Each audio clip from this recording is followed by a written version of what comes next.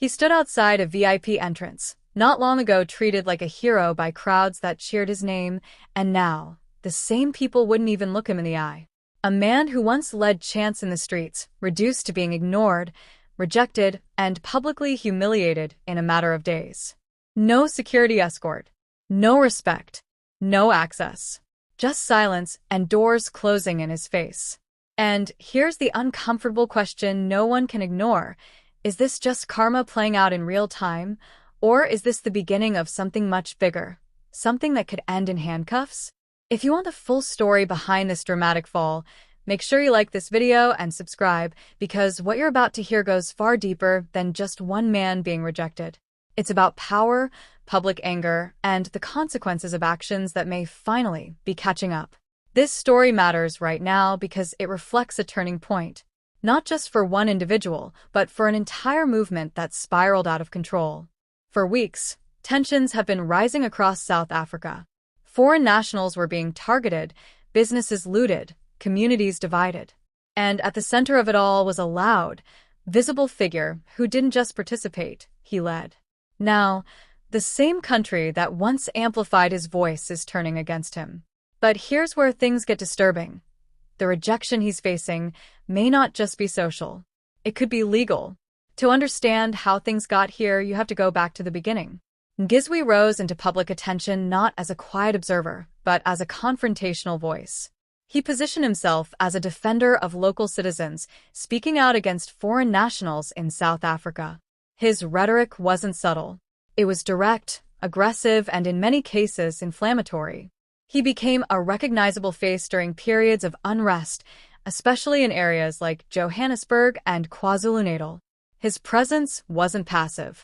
He was often seen at the forefront, addressing crowds, leading chants, and reinforcing narratives that blamed foreigners for economic struggles, unemployment, and crime. At first, some people saw him as a voice of frustration, someone saying what others were afraid to say. But others warned that his words were dangerous, that they could ignite violence. And then the violence came. Foreign-owned shops were targeted. People were attacked. Entire communities lived in fear. While authorities struggled to contain the situation, figures like Ngizwe continued to push messages that many critics described as fueling the chaos. But here's the part few people are talking about. During that time, his influence grew. Social media clips circulated. Crowds listened. His name became associated with a movement that was gaining traction. And then everything changed. Let's break down exactly how his fall unfolded. It started with reports of public appearances where things didn't go as expected.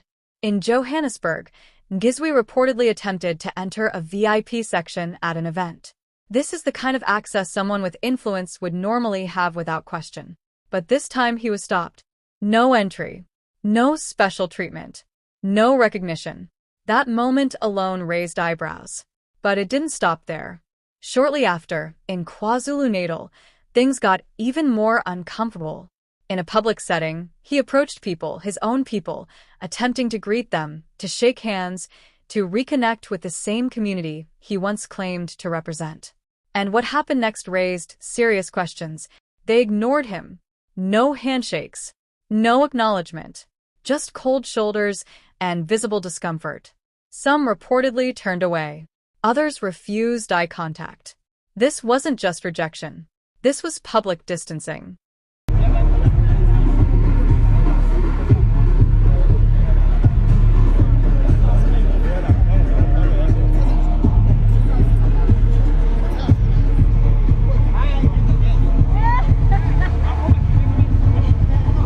Hi.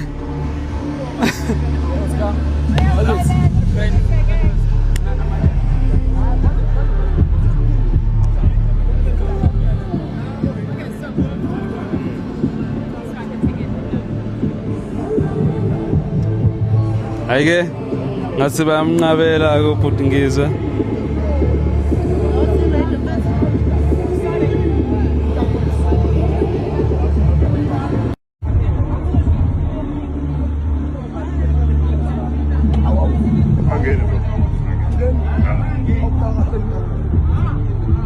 That clip alone tells a powerful story. A man who once commanded attention, now struggling to even gain access. But here's where things get even more unsettling. This shift in public behavior didn't happen randomly. It came after weeks of increasing criticism. As stories of violence spread, and as the impact on innocent people became undeniable, many began questioning the role of those who encouraged it. And Ngizwe's name kept coming up. Then came the second moment that truly changed the narrative.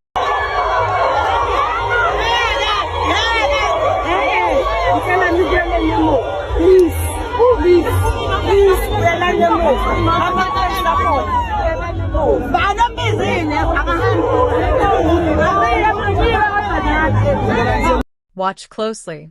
The body language, the hesitation, the refusal. This wasn't coordinated, but it was consistent. And it raises a critical question: what caused people to turn so quickly? Because public opinion doesn't just shift overnight without reason.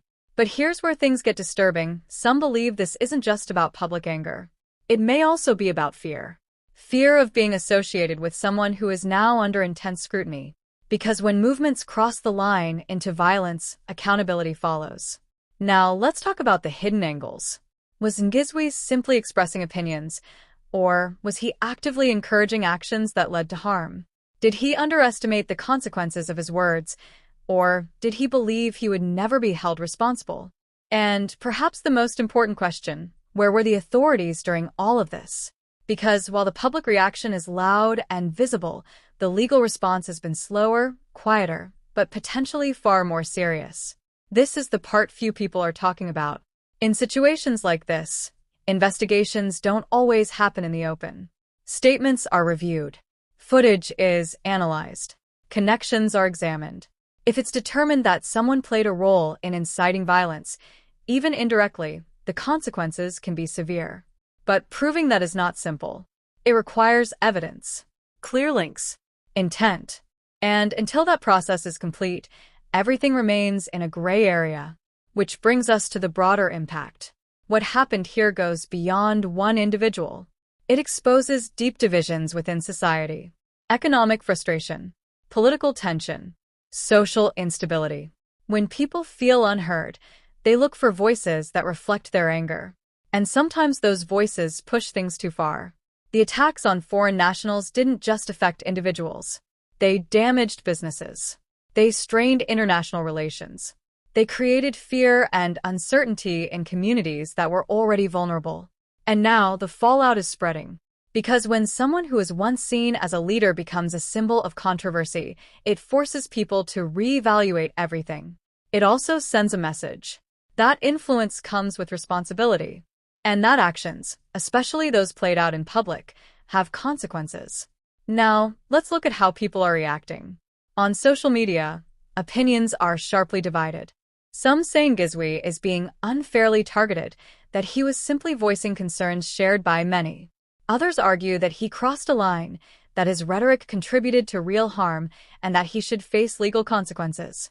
Public figures, activists, and commentators have also weighed in. Some are calling for investigations. Others are calling for calm. But what stands out most is the shift in tone. The same energy that once supported him is now filled with skepticism, criticism, and in some cases, outright rejection.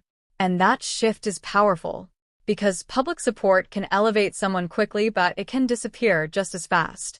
So what happens next? At this stage, there are several possibilities. Authorities could launch or expand investigations into the events surrounding the attacks. If evidence links specific individuals to incitement or coordination, legal action could follow. There could also be attempts to rebuild public trust. Statements, apologies, distancing from past actions. But here's the reality. Rebuilding a damaged reputation is far more difficult than building one in the first place. And in cases like this, the outcome is rarely simple. Because even if no charges are filed, the court of public opinion has already delivered its verdict. And it's not looking favorable. But here's the final question you need to consider. Is this a story about one man's downfall, or is it a warning? A warning about what happens when anger is amplified without control. When influence is used without accountability. When actions, or even words, contribute to something bigger than intended. Because what we're seeing now is not just rejection. its consequences unfolding in real time. And whether those consequences end in legal action or simply permanent public rejection, one thing is clear. The tide has turned. So what do you think? Should he be arrested and face the law, or is this already punishment enough? Let me know your thoughts in the comments.